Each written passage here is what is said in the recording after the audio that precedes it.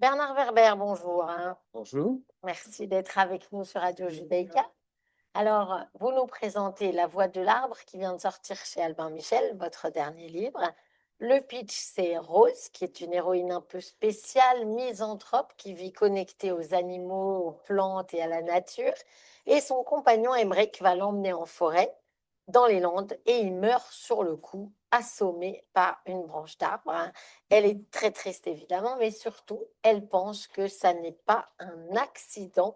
C'est un peu flippant tout de même, cette volonté des arbres de tuer des humains, Bernard Werber.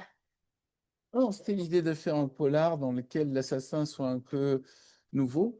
D'habitude, les polars se ressemblent, c'est un peu toujours des structures similaires qui sont souvent copiées sur des séries américaines. Et là, ce que je voulais, c'était innover en, en imaginant tout d'abord un meurtre commis par un arbre, mais commis consciemment. C'était ça l'innovation, c'est que euh, le questionnement n'est pas qui est l'assassin, le questionnement est est-ce que les arbres peuvent décider de tuer un humain et pour quelle raison?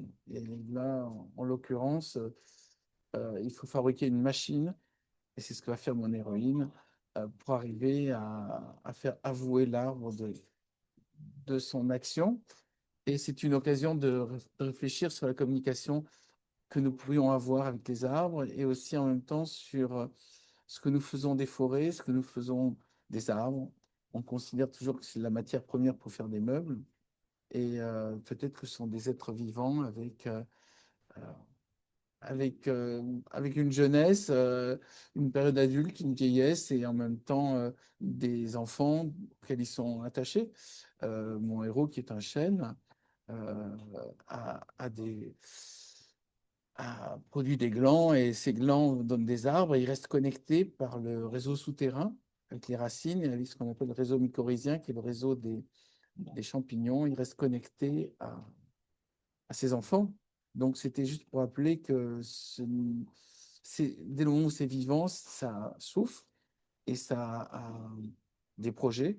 Et que nous, humains, on a décidé que tout nous appartenait, mais c'est une décision objective. Alors, c'est vrai que, on la prend un peu pour une folle quand elle dit qu'elle parle aux arbres et qu'elle construit, cette machine et en fait, ça vous est déjà arrivé, sauf erreur de ma part, Bernard Werber, qu'on vous D'être pris pour un dise fou ou de parler ouais, avec des arbres? bah, dites-moi les 2. Mmh. Parler avec les arbres, pas encore. Enfin, j'en ai parlé dans mon livre. Être pris pour un fou, oui, dans la mesure où je fais pas les choses normalement. Je fais pas les choses normalement parce que ce qui m'amuse, c'est d'être hors système. Euh, Depuis que je suis à l'école, on me dit fais comme ci, fais comme ça. Mais je pense que la meilleure manière de faire évoluer le monde, c'est de proposer des choses différentes. Et qui dit des choses différentes, ça veut dire aussi qu'on embête ceux qui font les choses pareilles. Mais c'est ça qui est rigolo, c'est être en dehors du système. Et puis, mon souci principal quand j'écris un livre, c'est surprendre. Euh, Surprendre, donc j'essaie déjà avec le thème de l'arbre assassin de surprendre. Alors, est-ce que justement, il y a toujours des recherches scientifiques qui continuent en dessous de vos romans et vous rajoutez en fait la couche romanesque Ça, sur un problème du monde que vous avez envie de mettre. Et là, évidemment, on sait que les enjeux écologiques, ça a toujours été dans vos romans. Depuis les fourmis, on a eu les abeilles, là maintenant, c'est les arbres. Donc, c'est quand même un thème qui est récurrent pour vous. Mais est-ce que toujours vous trouvez ces recherches scientifiques pour mêler ça au roman? oui, j'ai une formation de journaliste scientifique et l'idée, c'est que mes lecteurs apprennent des choses qu'ils ne savaient pas avant. Mais moi-même, quand j'écris le livre pour faire ma documentation, je vais discuter avec des scientifiques et je découvre des choses que je ne connaissais pas avant. Le système du réseau mycorhizien, qui est donc ce réseau de filaments de champignons qui peut couvrir une forêt entière et qui permet à tous les arbres et tous les végétaux de communiquer entre eux, c'est quelque chose que je ne connaissais pas.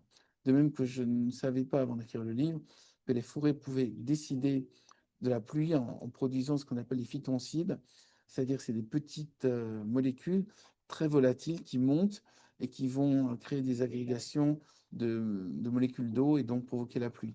Donc les arbres peuvent convenir qu'il serait temps qu'il y ait un arrosage et ils peuvent le décider grâce à ces petites molécules. C'est vrai que dans le livre, on est étonné de tout ça, de voir à quel point les arbres ont des décisions par rapport à ce qui leur arrive, une vraie volonté consciente, et comme en plus ils parlent, alors voilà, ça fait vraiment des personnages intéressants, à commencer par Yggdrasil, puisqu'il a un nom. Non, voilà, c'est Euh, un arbre de la mythologie nordique. J'ai repris ça parce que dans la mythologie nordique, l'univers est posé sur un grand peuplier. Et je trouvais ça intéressant de revenir à toutes les mythologies et du lien des textes anciens avec les arbres, et on en trouve beaucoup. Alors Rose, elle a cette mission, je ne vais pas dire jusqu'où ça va pour pas gâcher le suspense, mais elle va défendre les arbres jusqu'à un très haut niveau, on va dire. Euh, Est-ce que vous aviez, vous aussi, cette sensation que la défense de la nature, ça fait partie de votre mission de vie, Bernard Werber? Oui, c'est dit comme ça. Oui, j'ai la sensation que chacun à notre niveau, on doit essayer de remettre un peu les gens qui s'intéressent à notre travail euh, avec des outils pour aller vers la lumière, mais déjà dans leur lumière personnelle. C'est pour ça que je fais aussi un spectacle dans lequel je propose aux gens de retrouver leur propre essence. Euh, Ce qui fait que les gens sont stressés, c'est se répètent les mêmes idées et dans un cadre fermé. Et ce que je propose dans mes livres, c'est d'élargir le débat et notamment en rappelant que nous sommes des êtres vivants au milieu d'autres formes de vie, et que nous sommes connectés aux autres formes de vie, et que si nous ne faisons que détruire les autres formes de vie, nous allons nous-mêmes finir par dépérir. C'est, c'est ce qu'on trouve déjà dans les fourmis, mais je n'ai fait que approfondir ce message, et je crois qu'il est bon de se rappeler que euh, c'est- nous avons un devoir de respect des autres formes de vie animale et végétale, accessoirement humaine, mais ça a l'air tellement évident et ça ne l'est pas. Non, ça l'est pas. Euh, nous avons, nous vivons avec des systèmes, surtout maintenant avec les réseaux sociaux et avec les algorithmes, dans lesquels on se rabâche à soi-même les mêmes phrases, les mêmes idées.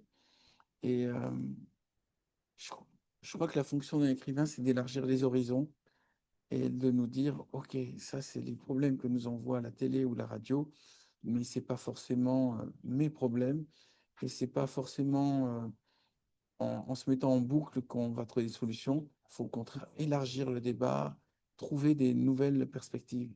Voilà, j'écris pour trouver de nouvelles perspectives. Et je crois que c'est la fonction de tous les auteurs de science-fiction, de tous les auteurs de prospective, d'anticipation, c'est de ne pas rester le nez dans le guidon, mais de regarder très loin pour voir les conséquences de nos actes actuels. Alors Rose, elle va aller loin, elle va aller en politique, hein. Alors vous en profitez pour égratigner pas mal le système politique, au passage. Vous avez jamais songé, vous, à être, par exemple, dans un parti des Verts, Bernard Werber? Je crois que la fonction de l'écrivain, de l'artiste, c'est surtout de ne pas faire de politique. Parce que dès le moment où vous faites de la politique, vous êtes étiqueté dans un camp, donc c'est fini. Euh, et j'ai vu beaucoup d'écrivains ou d'artistes qui, en voulant être engagés, se sont retrouvés coincés. Euh, il est bien d'avoir des convictions, de se les garder pour soi, mais souvent les gens qui font enfin, les artistes qui prennent des positions politiques sont des gens qui manquent de connaissances et qui ne font que répéter ce qu'ils ont entendu à la radio ou à la télé. Et moi, étant un passionné d'histoire, étant un passionné de science, je suis juste assez conscient qu'avant de s'engager, il faut vraiment connaître le passé et il faut vraiment connaître la réalité des faits et pas forcément ce qui nous est rabâché par les médias officiels. Alors, il y a un autre problème avec les écologistes, parce que même si on peut être d'accord avec leur position, vous êtes sur Radio Judaïka et dernièrement, on ne peut pas dire que ce soit en France ou même dans d'autres pays d'Europe, ils aient brillé par leur position contre Israël qui sont extrêmement virulentes. Je ne parle même pas que de Greta Thunberg, qui est un peu, on va dire, emblématique, mais de tout le monde. Donc, il y a il y a quelque chose d'extrêmement tyrannique, en fait, dans leur combat, pour l'écologie et de finalement, assez peu, et modéré et démocratique par rapport, à Ben, ce l'antisémitisme. que je rappelle dans le livre, en tout cas, c'est que les écologistes n'arrivent pas à protéger les forêts. Actuellement, il se passe un truc paradoxal, c'est que pour faire de la bioénergie, on massacre des forêts anciennes pour en faire des capsules de bois qui sont utilisées pour faire des centrales électriques, notamment euh, Marignane. Dans le sud, il y a une centrale à charbon qui a été transformée en centrale en bioénergie et donc elle fonctionne avec des arbres millénaires qui sont transformés en poudre. Et je crois que surtout les écologistes ont oublié leur fonction originelle de défendre la nature. Ils défendent plus la nature, ils font de la politique basique. Ils se retrouvent emportés par leur volonté d'avoir des mairies, d'avoir des députés, et il n'y a plus du tout de message écologiste chez les écologistes. Il n'y a plus du tout de message écologique chez les écologistes, et c'est un peu ça que je regrette dans la voie de l'art.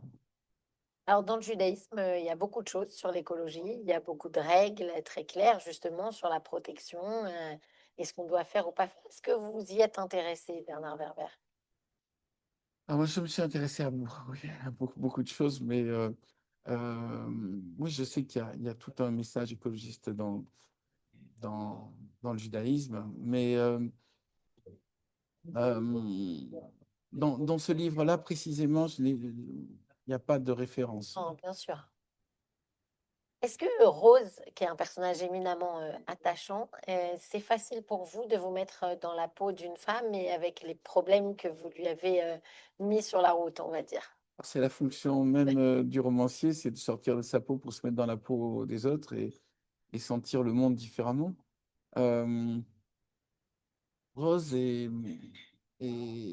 évidemment une part de moi féminine, mais c'est aussi, je crois, quelque chose qui est chez beaucoup de gens.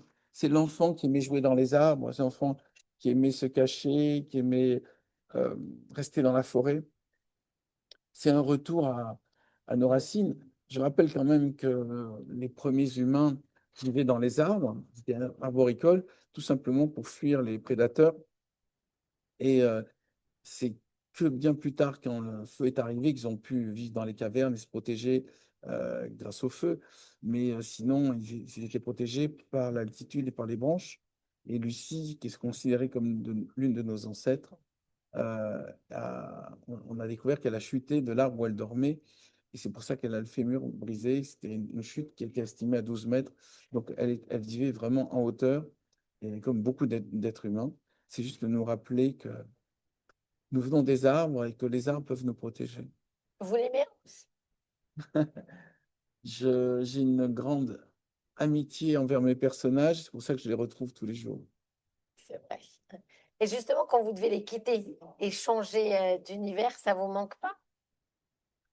Ah, bah des fois, c'est pour ça que je fais des trilogies. Quand ça me manque, je fais des suites au bouquin.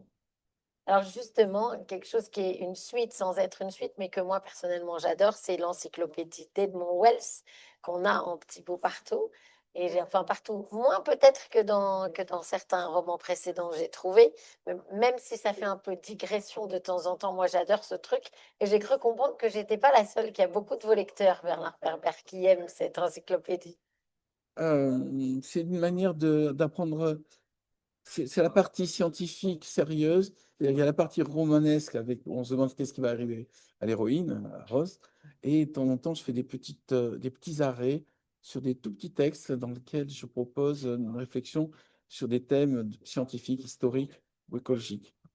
Vous avez fait mieux, parce que là, Edmond Wells, il est quand même rattaché au roman. Je veux pas cacher le suspense, mais il est quand même en vrai personnage, on va dire, pour une fois. Oui, ça m'amuse de jouer avec la famille Wells. Wells, ça veut dire en anglais, ça veut dire puits. Et l'idée, c'est que c'est un endroit où on va puiser des informations. Ouais, le puits de science, c'est pas mal. Alors peut-être qu'on aura prochainement un roman entier avec Wells. Pour l'instant, c'est pas prévu, mais Mm. peut-être pourquoi pas. Je ne peux pas vous dire mieux. D'accord. Ma dernière question, ça sera sur la méditation. Vous parliez tout à l'heure de vos spectacles et de comment vous vous entraînez, sans doute des gens qui sont vos lecteurs déjà, mais aussi d'autres. Euh, L'arbre, c'est quand même très connu pour aider à la méditation. Ouais. Est-ce que vous en avez parlé justement dans le spectacle de ce rapport ou comme vous êtes dans une salle, c'est compliqué? Alors, le spectacle existe depuis 4 ans, donc je n'ai pas harmonisé par rapport au nouveau livre, mais je rappelle notamment dans La Voie de l'Arbre que le bouddhisme est né d'un éveil de Gautama Siddhartha qui s'était installé dans le creux d'une racine d'un figuier et que c'est là qu'il aurait reçu l'éveil. Donc j'aime bien cette idée que les arbres nous éveillent et nous offrent une compréhension de notre planète. Merci beaucoup, Bernard Werber, La Voix de Merci l'Arbre chez Albin Michel. On attend la suite. avec plaisir.